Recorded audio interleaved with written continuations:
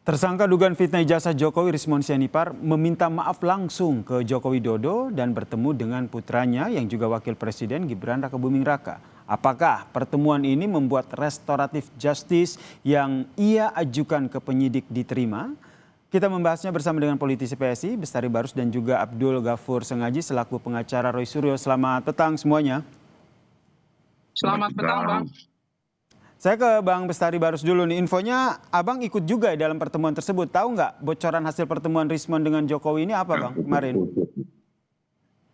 Ya, putus-putus terdengar, tapi saya menyimpulkan saja.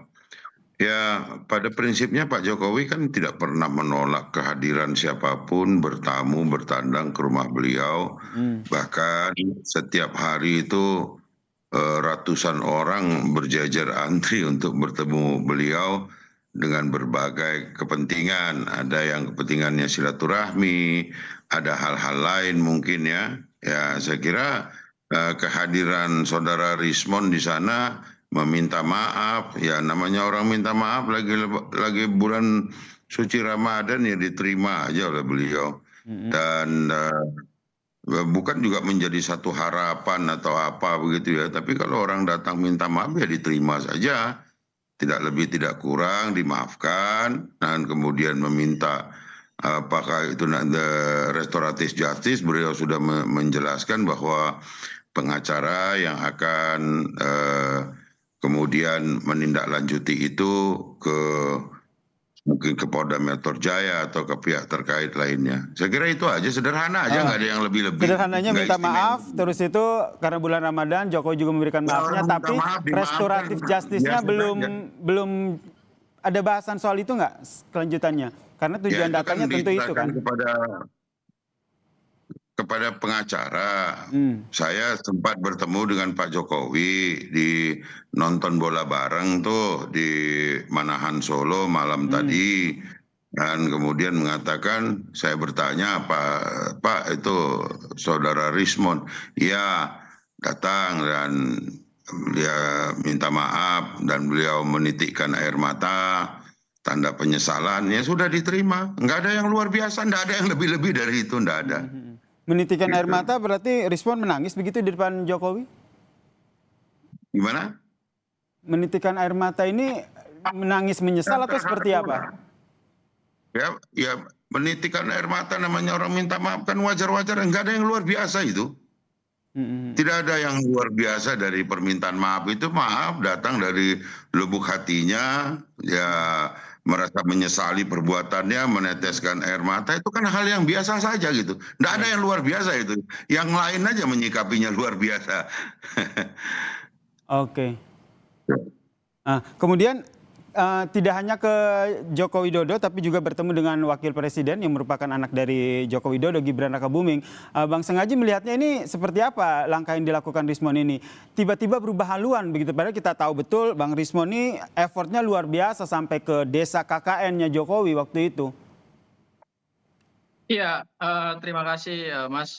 Jadi apa yang dilakukan oleh Rismon ini secara hukum sesuatu yang sah, legal, karena memang aturan perundang-undangan memungkinkan seorang tersangka untuk mengajukan RJ, apalagi di rezim KUHP dan KUHP baru. Itu sesuatu yang secara hukum tidak ada persoalan gitu.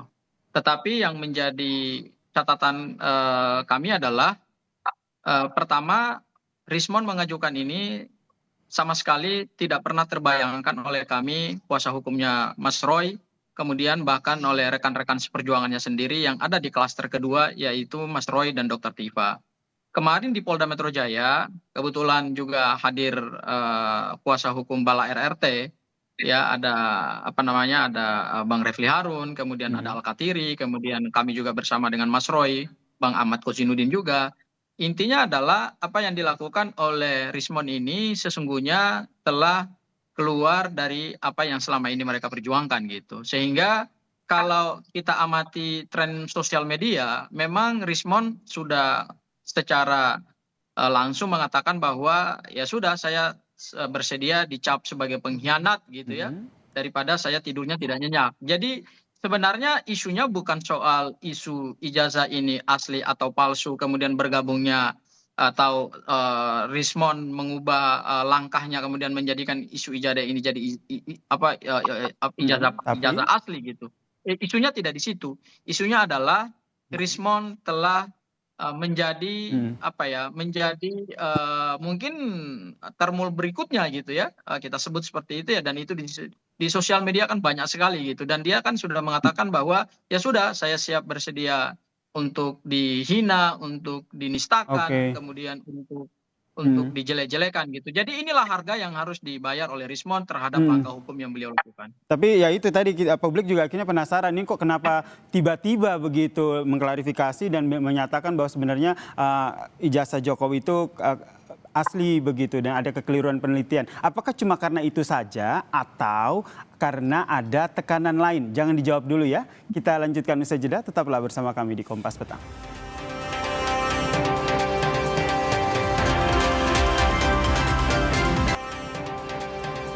Pertanyaan gantung saya tadi sebelum jeda adalah apakah ini betul karena Rismon akhirnya mengetahui bahwa ternyata ijazah Jokowi ini asli padahal sebelumnya bilang 99,9% palsu, atau ada hal lain begitu. Dari Bang Sangaji sendiri melihatnya kenapa akhirnya tentu tahu dong internal cari tahu begitu kenapa tiba-tiba Bung Rismon yang begitu effort begitu berapi-api begitu menyatakan bahwa ijazahnya Jokowi ini palsu tiba-tiba berbalik arah.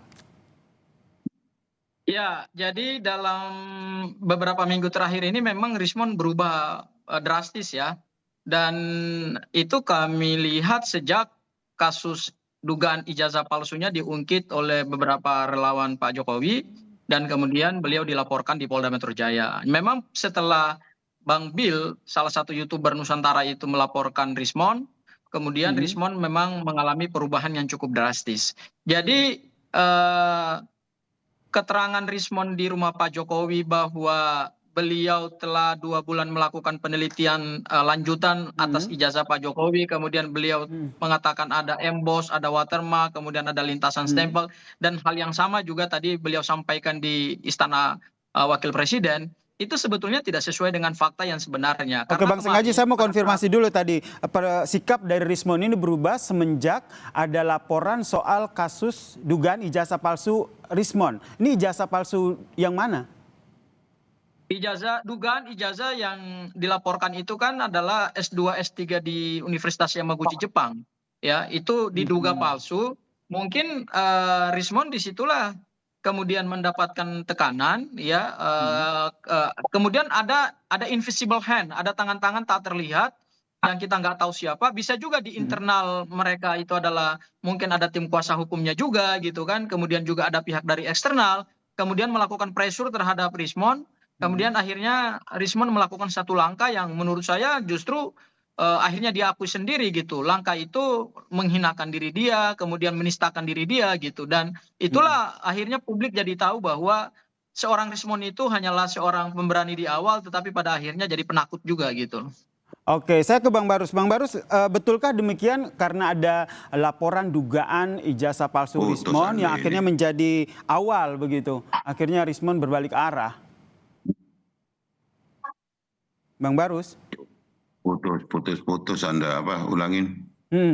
Ini kan kalau kata Bang Sangaji, sikapnya Bung Rismon ini berubah semenjak ada laporan dugaan ijazah palsu S2, S3 Rismon. Sampai di situ aja.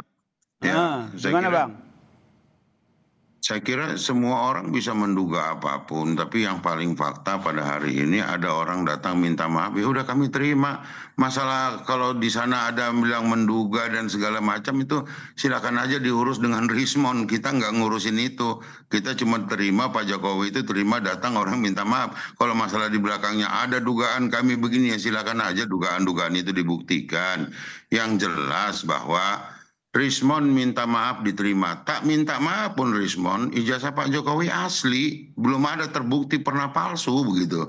Bagi kami itu sudah cukup, gitu. Saya kira itu ya. Oke, termaksud tadi kata Bung Abdul, Bang Sangaji yang bilang bahwa ada tangan-tangan tak terlihat begitu yang ikut invisible hand. Silakan aja dibuktikan ada tangan itu. Bagi kami nggak ada gunanya kami membuktikan tangan-tangan gitu. Yang jelas ada orang datang minta maaf dengan setulus hati diterima. Kan sudah begitu aja. Kalau masalah ada kecurigaan kami begini ya, memang kalau mau hidup dalam kecurigaan terus itu juga kan pilihan saja. Ya silakan saja bercuriga selamanya juga nggak ada masalah buat kita gitu loh. Hmm, hmm, hmm. Kalau seandainya ini menurut Anda bagaimana dengan Roy dan juga Roy Suryo dan juga Dr. Tifa yang hingga saat ini masih berkukuh bahwa emang ijazahnya Joko Widodo ini 99,9% palsu? Ya ini ke saya ya. Iya, Saya iya, bilang, Kak Abang. kan terserah saja. Kalaupun mau menganggap itu palsu, ya silahkan saja menganggap isu palsu. Kan sekarang ini kan sedang ada proses menuju di pengadilan. Nanti kan kelihatan bahwa apakah betul metode menguji sesuatu itu dengan fotokopi dan sebagainya. Ya udah serahkan aja ke ranah hukum. Kita nggak mau repot-repot ngurusin itu, urusan lain lebih banyak kan. Saya kira itu. Ingin saya tekankan lagi nih, karena pertemuan kemarin tertutup, apa yang betul-betul ditekankan oleh Pak Jokowi kepada Rismon pada pertemuan kemarin? Ya sudah disampaikan kepada publik, datang, kemudian minta maaf. Pak Jokowi mana mau nyinggung-nyinggung yang lain. Ada orang satu ini datang minta maaf, diterima, diberi waktu, mari. Namanya orang minta maaf. Apakah proses itu nanti RJ-nya diterima kan bukan urusan Pak Jokowi, itu kan urusan Polda Metro Jaya nanti. Oke, saya ke Bang Sangaji. Bang Sangaji, bagaimana dengan Dr. Tifa dan juga Roy Suryo setelah Rismon akhirnya berbalik haluan ini? Sejauh ini hasil komunikasi saya dengan Mas Roy, kebetulan hari ini saya ada komunikasi dengan Mas Roy.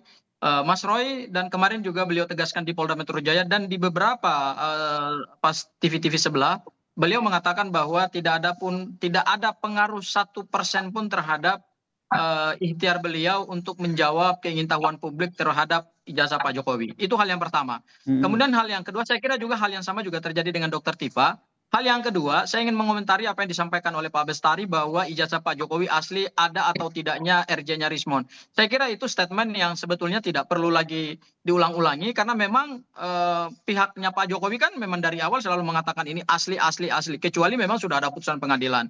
Itu hal yang kedua. Kemudian hal yang ketiga, saya ingin mengatakan bahwa RJ-nya Rismon ini justru sangat diharapkan dan ditunggu-tunggu oleh Pak Jokowi. RJ-nya Bang DHL dan Bang ES itu sebetulnya tidak punya kekuatan atau tidak punya dampak hukum apapun terhadap perkara ini. Jadi kalau dikatakan ada tangan-tangan tak terlihat yang bermain, ya memang pasti ada tangan-tangan tak terlihat yang bermain. The invisible hand itu pasti bermain. Karena apa? Karena RJ-nya Rismon itu kalau saya sebut, ini RJ kelas VVIP. Ya, bukan RJ tersangka biasa.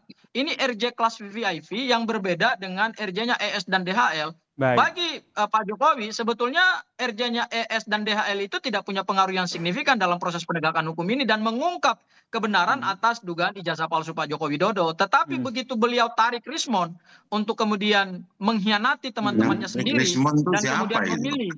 memilih Oke, Bang Bestari silakan tanggapannya. Singkat saja.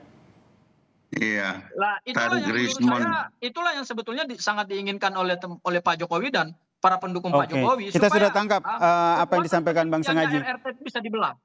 Terakhir singkat saja tanggapannya, ini kok senyum-senyum Bang Bestari, kenapa nih? Ya saya kira ya semakin dalam saja, bahkan pengacara pun sudah mulai personal gitu. Tapi nggak apa-apa lah, memang cuman kalau memang itu yang diharapkan ya jalanin aja, nggak ada masalah itu. Tuduhan-tuduhan pada Pak Jokowi itu kan sudah memang biasa terjadi. Jadi kalau ditambahin cuman dari kelas-kelas yang begini, lanjut saja. Baik, kita nantikan ya bagaimana proses hukum yang tengah berlangsung, apakah ini RJ-nya jadi atau tidak ya. Terima kasih Bang Bestari Barus, politisi PSI, dan juga Bang Abdul Ghafur Sangaji, pengacara Roy Suryo, telah berbagi informasinya di Kompas Petang. Salam sehat semuanya. Jangan minta RJ lagi. Usai jeda saudara, Kompas Petang akan hadir dengan informasi pesawat. Kementerian Darurat Rusia mengirimkan bantuan obat-obatan untuk Iran melalui bandara Azerbaijan.